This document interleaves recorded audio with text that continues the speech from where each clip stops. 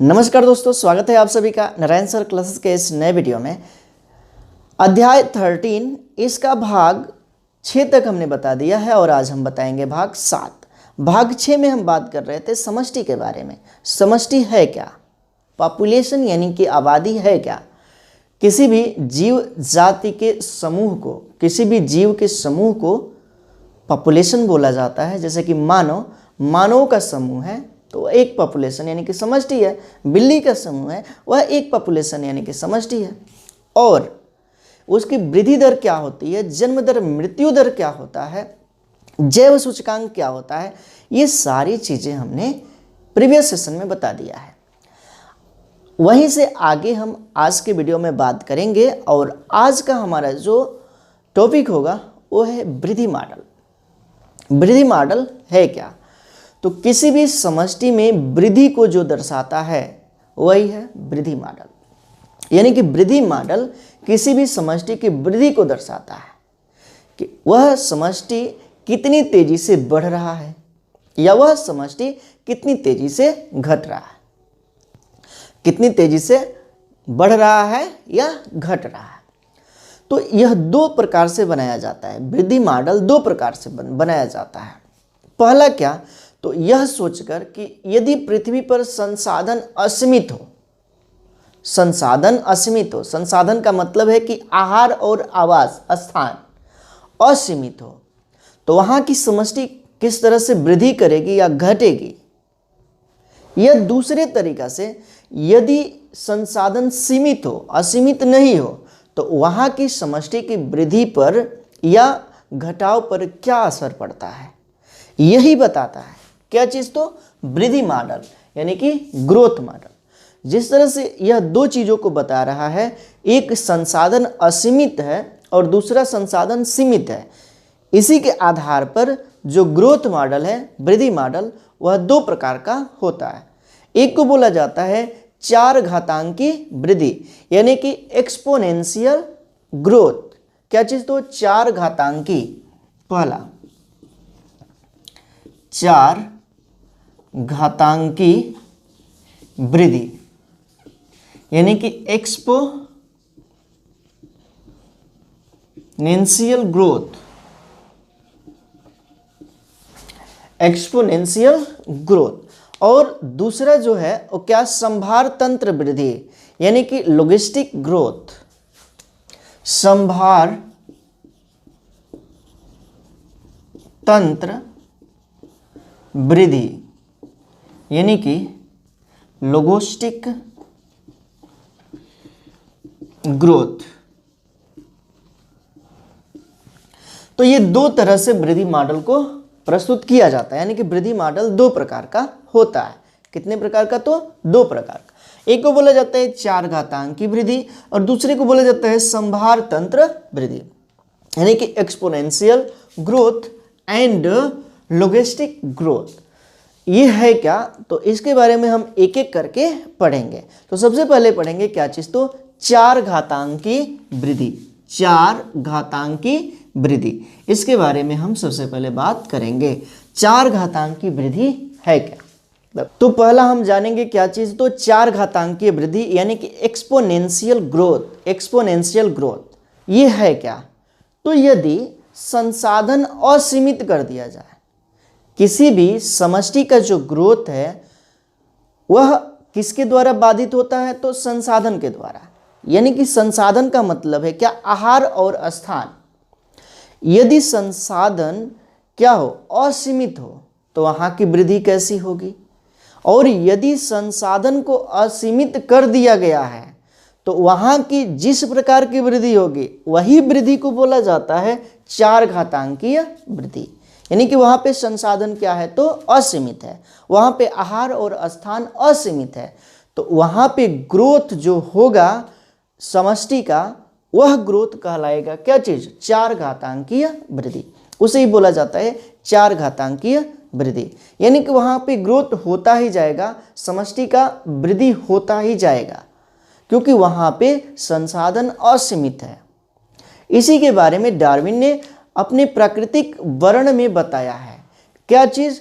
तो जहाँ पर ये 4 घातांकीय वृद्धि होती है वह वहाँ की वृद्धि ज्यामितीय शैली में होती है, वहाँ की समष्टि जो है ज्यामितीय शैली में वृद्धि करती है और इसे ही बोला जाता है क्या चीज़, तो 4 घातांकीय वृद्धि। यहाँ पे ग्रोथ होता ही जाएगा, ग्रोथ होता ही जाएगा। जैसे कि हम इसे ग्राफ में प्रदर्शित करें, ग्राफ में तो ये है वाई एक्सिस और ये है एक्स एक्सिस, वाई एक्सिस और एक्स एक्सिस। यहाँ पे है क्या चीज़, तो पॉपुलेशन साइज वाई एक्सिस पर, यानी कि समष्टि साइज,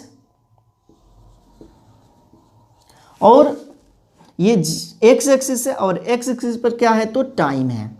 तो टाइम बढ़ने के साथ साथ ये जो पॉपुलेशन होगा इसका समष्टि का वो वृद्धि करता ही जाएगा।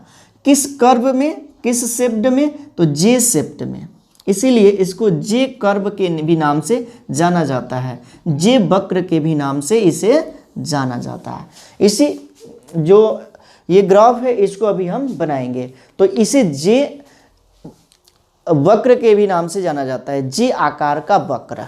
क्या चीज़ है, तो जे आकार का वक्र के नाम से इसे जाना जाता है। तो यदि हम कहें कि कोई इन आकार की समष्टि है तो उस समष्टि में जन्म दर भी होगा और मृत्यु दर भी होगा। तो यदि जन्म दर को हम b कहें और मृत्यु दर को d कहें, तब जो समय बढ़ रहा है उस समय बढ़ने के साथ उसकी समष्टि में वृद्धि होगा या कमी, इसको हम सूत्र के द्वारा प्रदर्शित करते हैं। मान लेते हैं कि यदि इन आकार के समष्टि में, इन आकार के समष्टि में जन्म दरें, इन आकार की समष्टि में क्या है, तो जन्म दरें स्मॉल b है, प्रति व्यक्ति जन्म दरें, ठीक है ना, प्रति व्यक्ति जन्म दरें स्मॉल b है, वह मृत्यु दरें, प्रति व्यक्ति मृत्यु दरें क्या है, तो स्मॉल d है, तब इकाई समय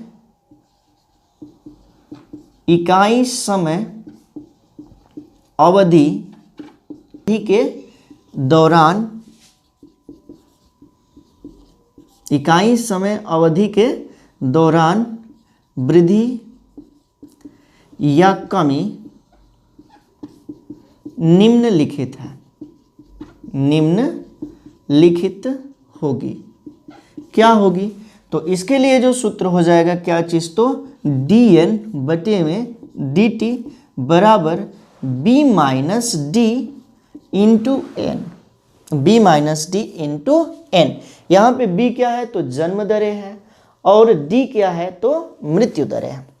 यदि हम कह दें क्या चीज़, यदि b माइनस डी बराबर स्मॉल r, तो यही सूत्र हो जाएगा क्या चीज़, तो dn बटे में dt बराबर स्मॉल r इंटू एन, जहाँ ये जो r है वो क्या है, तो ये है प्राकृतिक वृद्धि का इंट्रिंसिक दर। इस r को क्या कहते हैं, तो प्राकृतिक वृद्धि का इंट्रिंसिक दर, इस r को क्या कहेंगे, प्राकृतिक वृद्धि का इंट्रिंसिक दर, यानी कि इंट्रिंसिक रेट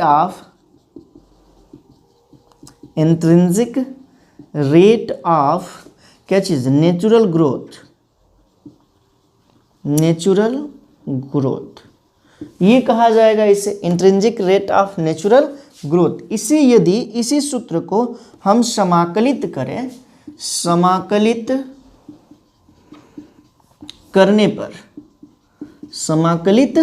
करने पर यही सूत्र हो जाता है nt is equal to n not ERT, जहाँ पर nt क्या है, nt बराबर समय t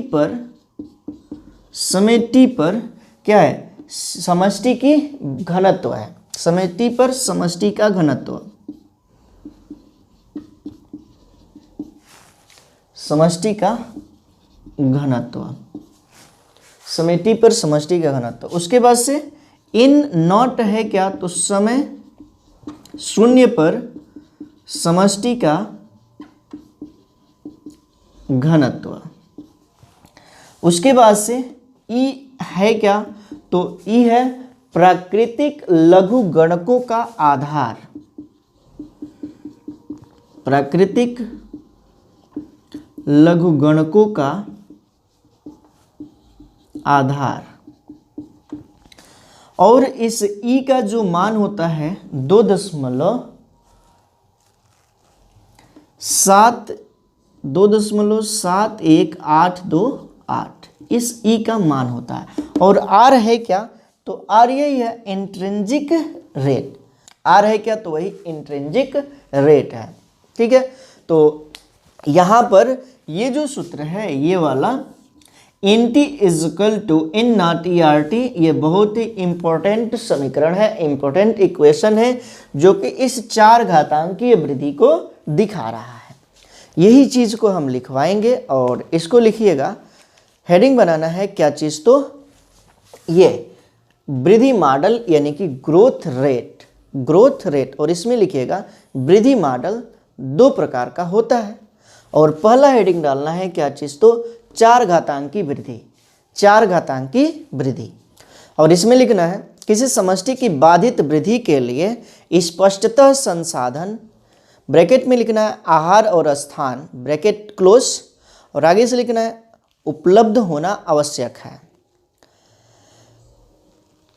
आदर्शतः आवास में जब संसाधन असीमित होते हैं तो प्रत्येक जाति में संख्या में वृद्धि कर सकने की अपनी जन्मजात शक्ति की पूरी तरह अनुभव करने की योग्यता होती है, जैसा कि डार्विन ने अपने प्राकृतिक वर्ण सिद्धांत में बताया है कि समष्टि 4 घातांकी अथवा ज्यामितीय शैली में वृद्धि करती है। यानी कि असीमित संसाधन हो तो 4 घातांकीय वृद्धि करती है कोई भी समष्टि, या ज्यामितीय शैली में वृद्धि करती है। फिर आगे से लिखना है यदि n आकार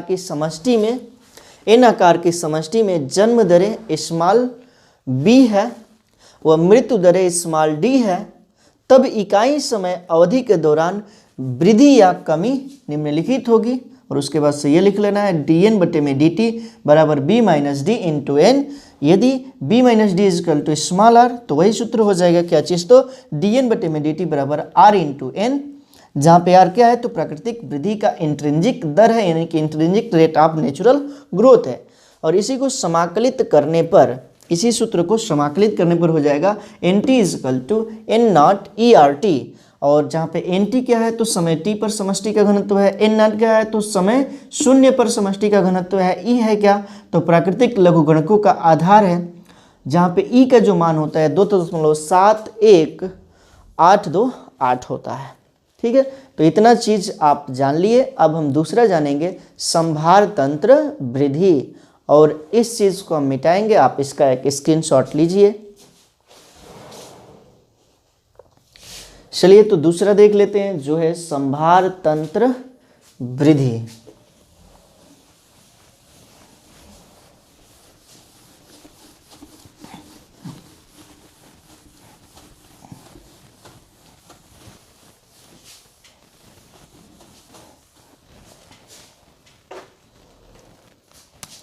दूसरा हो जाएगा क्या चीज, तो संभार तंत्र वृद्धि, ग्रोथ।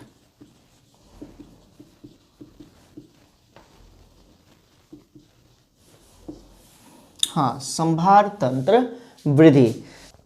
तो दूसरा हो जाएगा क्या चीज, तो संभार तंत्र वृद्धि। ये है क्या, संभार तंत्र वृद्धि। तो 4 घातांकी वृद्धि में क्या होता है कि संसाधन असीमित होता है। किसी भी समष्टि के लिए जब संसाधन असीमित हो तो वहाँ पे 4 घातांकी वृद्धि होता है। लेकिन जब संसाधन असीमित न हो, संसाधन सीमित में, संसाधन कभी असीमित नहीं होता है, संसाधन हमेशा सीमित में ही रहता है, तो वहाँ की समष्टि की वृद्धि क्या होगा, जहाँ पे संसाधन सीमित में हो, असीमित नहीं हो, तो वहाँ पे जो समष्टि का वृद्धि होगा उस वृद्धि को बोला जाता है संभार तंत्र वृद्धि। संभार तंत्र वृद्धि। इसके कारण सीमित संसाधन के लिए व्यष्टियों में प्रतिस्पर्धा होती है। आखिर में योग्यतम व्यक्ति जीवित बना रहता है। मतलब कि वहाँ की जो व्यष्टि है उसमें क्या होगा, तो ये होता रहेगा, प्रतिस्पर्धा होता रहेगा और उसमें जो योग्यतम व्यष्टि होगा वही जीवित बना रहेगा। जो योग्य नहीं होगा उस प्रतिस्पर्धा के, वो नष्ट हो जाएगा। तो प्रकृति में अधिकतम संभव संख्या में पालन पोषण पर्याप्त संसाधन में ही होता है और इसके आगे वृद्धि संभव नहीं है। पर्याप्त संसाधन नहीं है तो इसके आगे वृद्धि संभव नहीं है। उसे आवास में उस जाति के लिए उस सीमा को प्राकृतिक पोषण क्षमता माना जाता है। क्या मतलब कि उस व्यष्टि को, उस जाति के लिए उस सीमा में प्राकृतिक पोषण क्षमता माना जाता है। क्या चीज? तो प्राकृतिक पोषण क्षमता, कैरिंग कैपेसिटी, कैरिंग कैपेसिटी, इसको बोला जाता है क्या चीज? तो प्राकृतिक पोषण क्षमता, यानी कि कैरिंग कैपेसिटी। और जो यहां तक तो वृद्धि होगा यदि उसके पास प्राकृतिक पोषण क्षमता है, यानी कि एक उपयुक्त पोषण क्षमता तक ही उस समष्टि में वृद्धि होगा।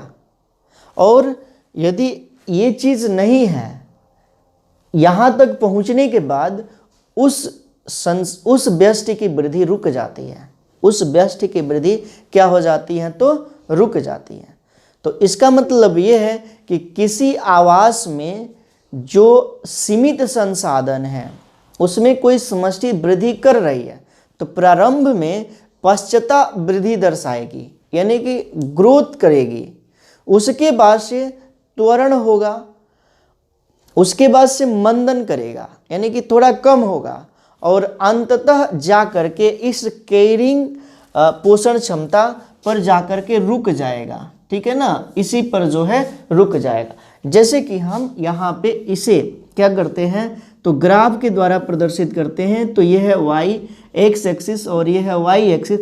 यहाँ पे है पॉपुलेशन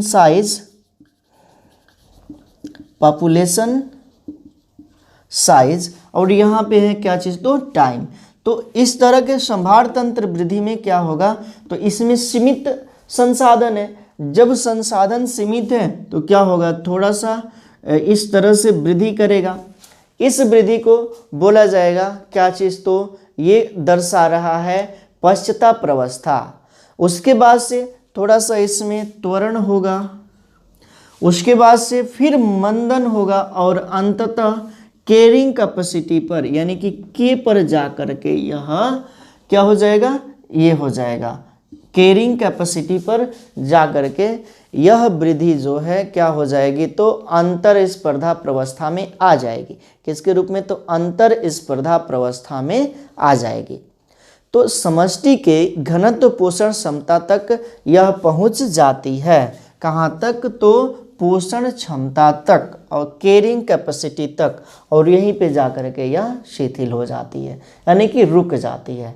तो यहाँ पे ग्रोथ उस जे आकार का नहीं हो रहा है, यहाँ पे जो ग्रोथ है वो क्या हो रहा है, तो बिरहुस्ट पर्ल लॉजिस्टिक वृद्धि हो रही है। तो इसलिए इसको बोला जाता है Verhulst Pearl logistic,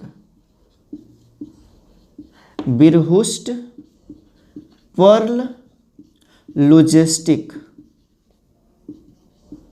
Verhulst Pearl logistic वृद्धि इसको बोला जाता है। इसको जो है हम सिग्माइड वक्र के भी नाम से जानते हैं। क्या चीज? तो सिग्माइड वक्र। उसको जे वक्र के नाम से जाना जाता था, इसको जो है सिग्माइड वक्र के नाम से जाना जा रहा है। तो टी के संदर्भ में, समय टी के संदर्भ में इन आरेख से सिग्माइड वक्र बनाती है। तो इस प्रकार को बोला जाता है बिरहुस्ट पर्ल लॉजिस्टिक वृद्धि। इससे बोला जाता है क्या चीज़? तो बिरहुस्ट पर्ल लॉजिस्टिक वृद्धि। और इसके लिए जो सूत्र आता है वो क्या चीज़? तो वो है dn बटे में dt बराबर r इंटू एन के माइनस एन बटे में के, डी एन बटे में डी टी बराबर आर एन के माइनस एन बटे में के, जहाँ पर एन क्या है तो समय टी पर समष्टि का घनत्व, एन बराबर समय टी पर समष्टि का घनत्व।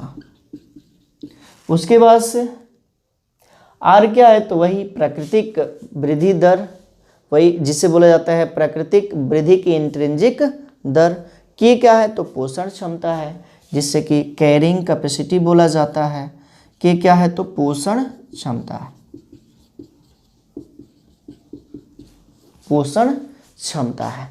तो ये चीज़ है यहाँ पे।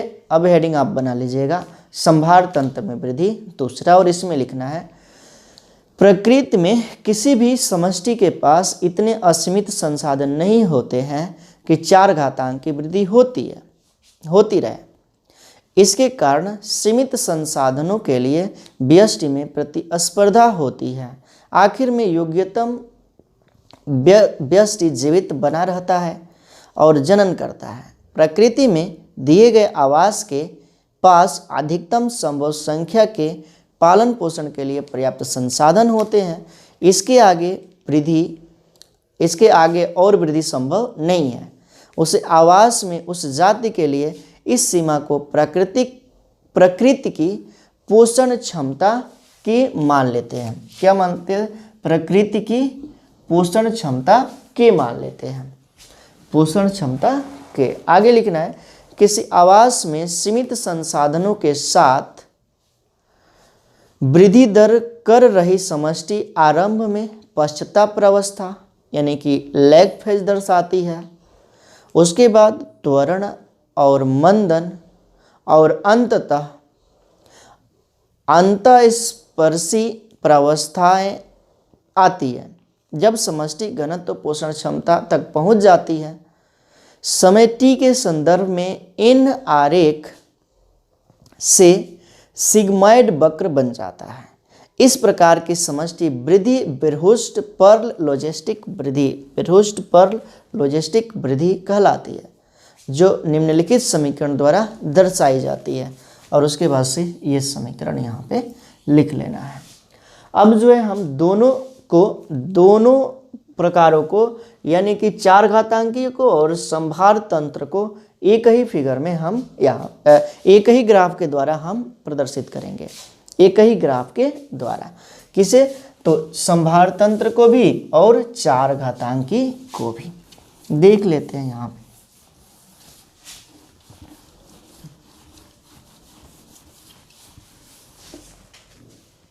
देख रहे हैं यहाँ पे,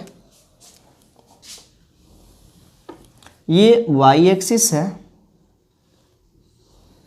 और ये जो है x एक्सिस है। यहाँ पे है टाइम, यहाँ पे पॉपुलेशन साइज,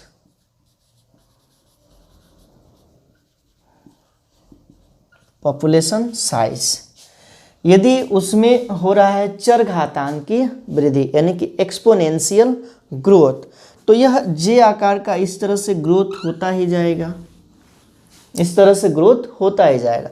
ये कौन सा है? तो एक्सपोनेंशियल ग्रोथ है। और इसको जे वक्र भी बोला जाता है, जे आकार का वक्र हमने अभी बताया हुआ है, ये जे आकार का वक्र है। उसके बाद से यहाँ पे कैरिंग कैपेसिटी है के, यहाँ पे कैरिंग कैपेसिटी है के, तो जो दूसरा है जिसे कि कहा जाता है क्या चीज़? तो संभार तंत्र वृद्धि यानी कि लॉजिस्टिक वृद्धि। वो क्या होता है? पहले बढ़ता है इस तरह से, उसके बाद से थोड़ा सा शिथिल होता है, फिर जा कर के यहाँ पर ये हो जाता है आगे की ओर, यहाँ पर रुक जाता है, कैरिंग कैपेसिटी पर जा कर के रुक जाता है। तो इसी को बोला जाता है सिग्माइड वक्र, सिग्माइड वक्र। इसी को बोला जाता है क्या चीज़? तो सिग्माइड वक्र। और इस तरह की वृद्धि को बोला जाता है कौन सी वृद्धि? तो बिरहुस्ट पर्ल लॉजिस्टिक ग्रोथ।